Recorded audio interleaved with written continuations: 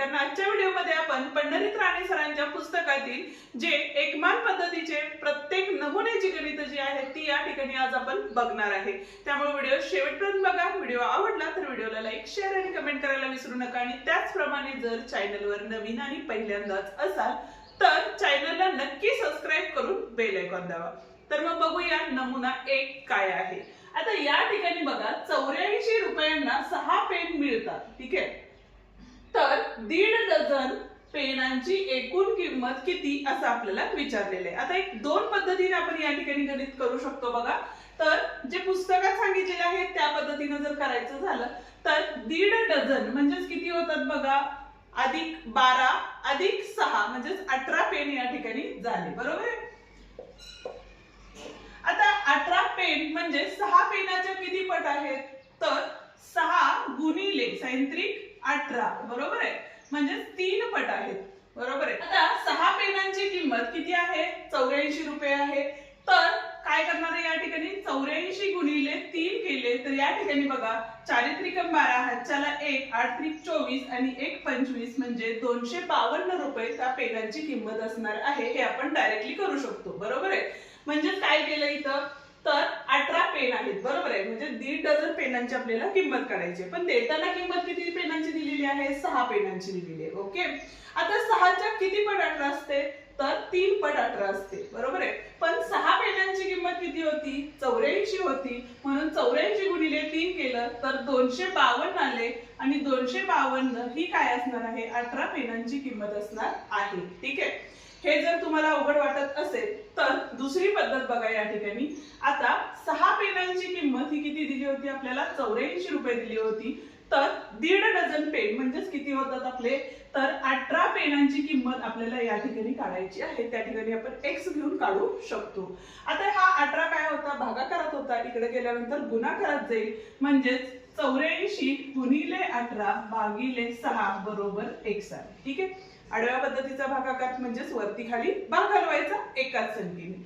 6 एके 6 sin 18 म्हणजे 84 गुणिले 3 या ठिकाणी आलेलं आहे। गुणाकार केला 4 त्रिकम 12, हातच्याला 1, 8 त्रिक 24 आणि 1 25 म्हणजे त्या सर्व पेनांची किंमत म्हणजे 18 पेनांची किंमत ही किती असणार आहे, 252 रुपये इतकी असणार आहे। पर्याय आपण लिहिलेले नाहीत, फक्त गणित सोडवून देत आहोत। नमुना 2 बघा थोडासा वेगळा आहे। काय दिलेलं आहे या ठिकाणी, तर प्रत्येक विद्यार्थ्याला 8 वह्या वाटल्या तर 1.5 ग्रोस वह्या किती मुलांना वाटता येतील असं आपल्याला विचारलेलं आहे, ठीक आहे। आता एक गोष्ट लक्षात घ्या, या ठिकाणी पहिली गोष्ट आपण काय करूया, 1.5 ग्रोस दिलेले, बरोबर आहे। आता 1 ग्रोस म्हणजे किती असतात, तर 144 वह्या असतात, बरोबर आहे।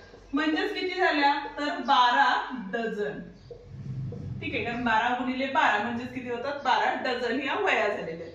आता 1.5 ग्रोस, 1.5 ग्रोस म्हणजे किती डझन असणार आहेत, तर 18 डझन या ठिकाणी काय असणार आहे, वह्या असणार आहेत, बरोबर आहे। आता प्रश्न काय सांगितलेला आहे बघा, प्रत्येक विद्यार्थ्याला 8 वह्या वाटल्या, म्हणजे या ठिकाणी एका विद्यार्थ्याला 8 वह्या।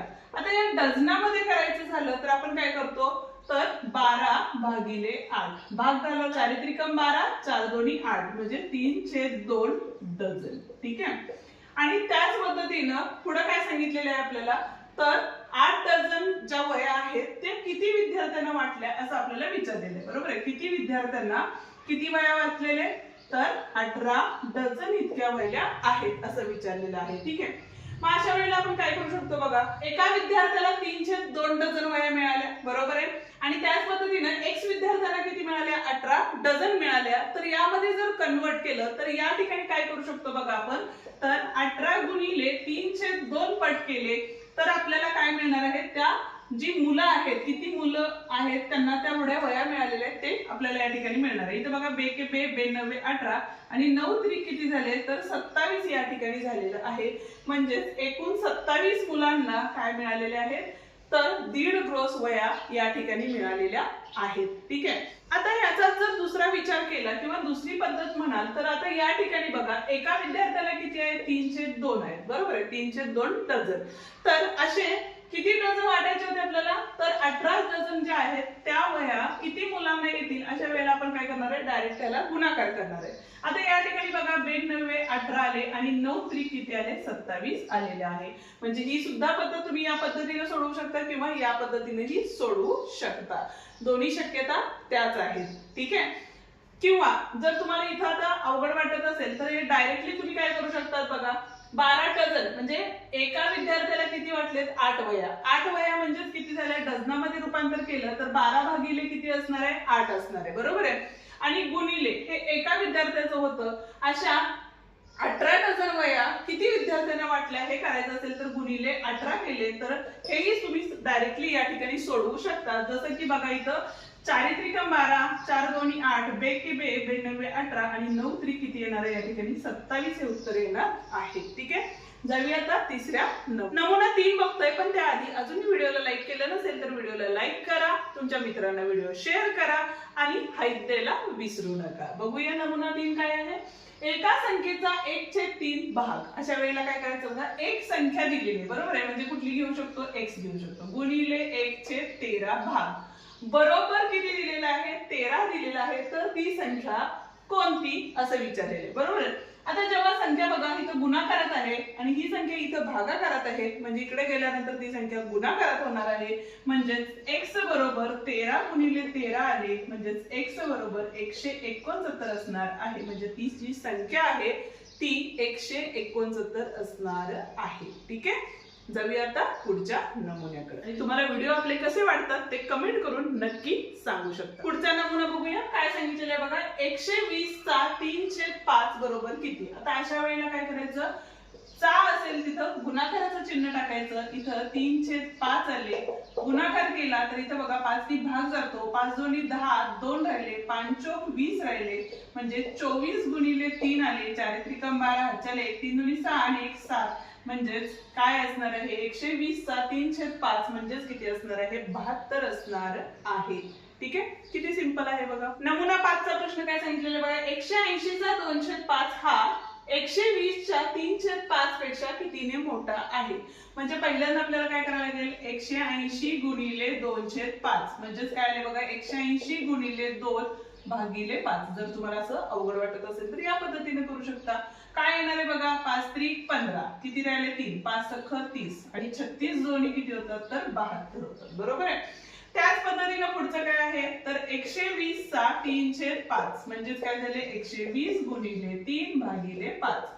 5 दोन्ही 10, 2 राहिले, 5 चौक 20 आणि 24 त्रिक किती होतात तर या ठिकाणी सुद्धा 72 येतात. 72 वजा 72 म्हणजे किती आले उत्तर 0 आले. म्हणजे दोन्ही हे किती असणार आहेत समान असणार आहे.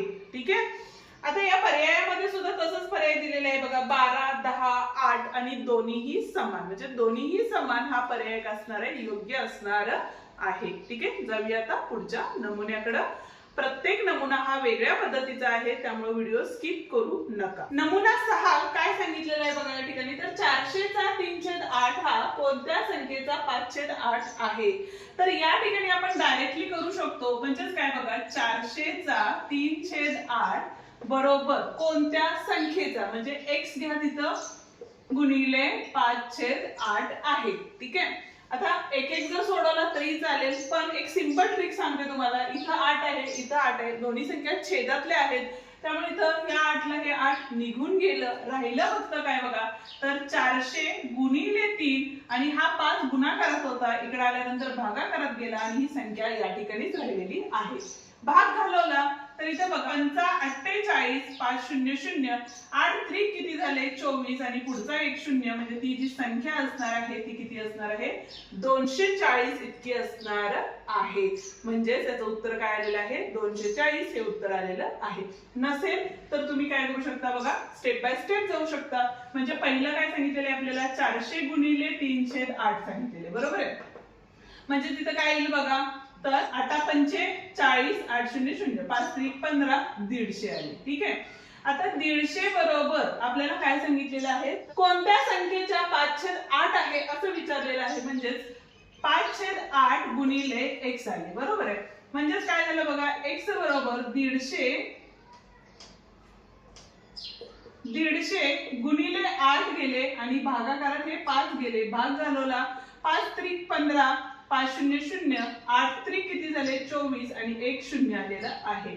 गणित ही अशी गोष्ट आहे की जर तुम्हाला एखादं गणित 2 ते 3 पद्धतीनं सोडवता येत असेल तर याचा अर्थ तुमच्या बेसिक कन्सेप्ट व्यवस्थित क्लिअर आहेत. ठीक आहे. काय होतं जर तुम्ही गणित पाठांतर केलं तर तुम्हाला ते लक्षात राहणार नाही, स्टेप्स तुम्ही विसरून जाऊ शकता. पण जर तुम्ही समजून ते गणित सोडवलं तर ते तुम्हाला समजायलाही सोपं जातं आणि लाईफ टाइम ते तुमच्या लक्षातही राहतं. ही होती आजची नमुना 7वा. बघतोय आता या ठिकाणी काय सांगितलेलं आहे बघा. 350 लिटर पाणी मावणाऱ्या टाकीचा 2/7 भाग पाण्याने भरला आहे तर त्या टाकीत अजून किती लिटर पाणी मावेल. आता एकूण टाकीत पाणी आता किती आहे हे काढायचं झालं तर पहिल्यांदा आपल्याला बघा एकूण पाणी किती आहे म्हणजे 350 लिटरची ती टाकी आहे. त्यात या पाण्याच्या किती भाग आहे तर 2/7 भाग आहे. हे जर सोडवून घेतलं तर काय उत्तर येईल बघा. तर 7×5 35, 7 शून्य शून्य आणि 50 दोन्ही 100 आले. म्हणजे त्या टाकीत आता सध्या पाणी किती आहे तर 100 लिटर पाणी आहे. पण प्रश्न काय विचारलेला आहे त्या टाकीत अजून किती लिटर पाणी मावेल. ठीक आहे. आता एकूण पाणी किती मावणार होतं तर 350 होतं बरोबर आहे. पण त्या टाकीत सध्या पाणी किती आहे तर 100 लिटर आहे. म्हणजेच आपल्याला काय करायला लागेल वजाबाकी करायला लागेल. म्हणजे इथं आले 5 इथं आले 2 म्हणजे 250 लिटर त्या टाकीत अजून पाणी मावेल बरोबर आहे. हा होता आपला नमुना 7. जाऊया नमुना 8 कडे. पण अजूनही व्हिडिओला लाईक केलं नसेल तर व्हिडिओला लाईक करा, हाईप द्या. तुमच्या मित्रांना जे स्पर्धा परीक्षा देतात त्यांनाही आपले व्हिडिओ शेअर करा जेणेकरून त्यांनाही आपल्या या व्हिडिओचा फायदा होईल. आता या ठिकाणी बघा 8वा नमुना बघतोय. काय सांगितलेलं आहे बघा. रामरावांनी आपल्या शेताच्या 1/3 भागात ऊस लावला, 1/4 भागात भुईमूग लावला व उरलेल्या 25 एकरात ज्वारी लावली तर रामरावांचे एकूण किती एकर शेत आहे. ठीक आहे. आता एकूण शेत आपण काय करूया x घेऊया. ठीक आहे. त्या x पैकी त्यांनी किती केलं बघा. पहिलं 1/3 भागात काय केलेलं आहे ऊस लावला. ठीक आहे. अधिक 1/4 भागात किती लावला तर भुईमूग लावला. ठीक आहे. उरलेल्या 25 एकरात म्हणजे राहिलेले 25 एकरात काय लावलेलं आहे ज्वारी लावलेली आहे. ते 25 डायरेक्ट दिलेलं आहे त्यामुळे इथं 25 डायरेक्ट लिहिलं. ठीक आहे. तर रामरावांचे एकूण किती एकर शेत आहे. किती एकर मांडलं आपण x एकर मांडलं म्हणून हे x इथं घेतलं. सोपं आहे. तर या ठिकाणी बघा दोघांचं जे छेद आहे तो काय आहे वेगळा वेगळा आहे. छेद समान करून घेतला तर 4×1 = 4, 3×1 = 3 भागिले 4 त्रिकम किती आले 12 इथं आले x म्हणजे x बाहेर काढले बघा काय केलं आपण तर 1/3 अधिक 1/4 आणि हा x बाहेर काढला म्हणजे 4×1 = 4, 3×1 = 3 आणि छेदामध्ये या दोघांचा गुणाकार केला बरोबर आहे. म्हणजे आता या ठिकाणी बघा 4 आणि 3 किती होतात 7 होतं बरोबर आहे. हे आधी सोडवून घेऊया म्हणजे लिहून घेऊया. 4 आणि 3 किती झाले 7. 7/12x अधिक 25 बरोबर x आले. ठीक आहे. आपण काय करतो नेहमी चल एका साइडला घेतो. ही सोपी पद्धत आहे म्हणून या पद्धतीने आपण शिकत आहे. तर या ठिकाणी बघा हा जो x होता तो इकडे घेतला तर वजा झाला आणि हा 25 इकडे घेतला तर वजा झाला. किंवा आपण काय करू शकतो बघा तर हा 25 इथंच ठेवला आणि ही जी संख्या इकडे घेतल्यामुळे वजा झाली म्हणजेच x वजा 7/12x बरोबर 25. 25 तसेच ठेवलेले आहेत. आता हे सोडवून घेतलं परत एकदा छेद समान केला तर या ठिकाणी बघा 12x वजा 7x भागिले 12 बरोबर 25 आले. 12तनं 7 गेले 5 राहिले म्हणजेच 5x/12 बरोबर 25 आले. म्हणजेच आपण काय करू शकतो बघा हा x इथंच ठेवला बरोबर 25 गुणिले 12 भागिले 5 आले. कारण हा 12 भागाकारात होता इकडे गेल्यानंतर गुणाकारात गेला आणि 5 भागाकारात गेला. 5×1 = 5, 5 त्रिक 15, 12 त्रिक किती झाले 36 झाले. म्हणजे त्यांची एकूण जी शेती होती ती किती होती तर 36 एकर इतकी होती. ठीक आहे. आता हेच गणित जर तुम्हाला अजून वेगळ्या पद्धतीने बघायचं असेल तर तुम्ही काय करू शकता बघा.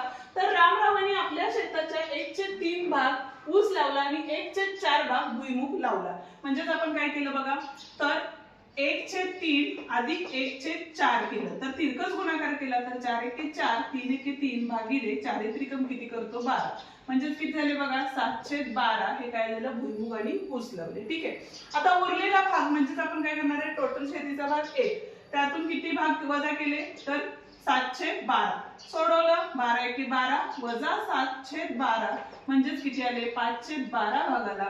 पण 5/12 भाग हा काय असणार आहे 25 एकर इतका असणार आहे कशाच्या शेतीच्या.